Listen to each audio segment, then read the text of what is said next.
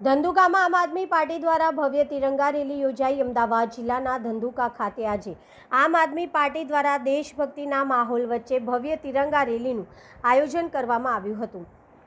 રેલીમાં આમ આદમી પાર્ટીના સર્વે આગેવાનો, હોદ્દેદારો અને કાર્યકર્તાઓ મોટી સંખ્યામાં ઉપસ્થિત રહ્યા। હાથમાં તિરંગો લઈને કાર્યકર્તાઓએ દેશભક્તિના નારા સાથે રેલીમાં જોડાઈને રાષ્ટ્રપ્રેમની ભાવના વ્યક્ત કરી હતી। રેલી દરમિયાન સમગ્ર વિસ્તારમાં દેશભક્તિમય માહોલ જોવા મળ્યો હતો।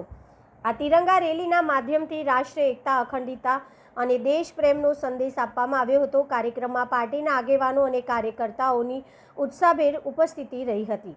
Reporter CK Barad. જય જય ગરવી ગુજરાત। હું આપનો યશરાજસિંહ ઝાલા। આજરોજ ધંધુકા વિધાનસભા ખાતે આમ આદમી પાર્ટીના સર્વે કાર્યકર્તાઓ, હોદ્દેદારો અને લોકોની સાથે મળી એક ભવ્ય બાઇક રેલી તિરંગા યાત્રાનું આયોજન કરવામાં આવેલ।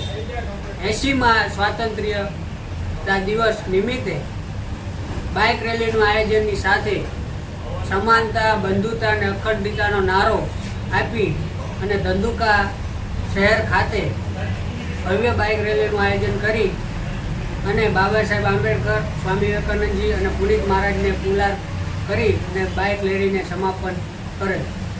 જય હિન્દ।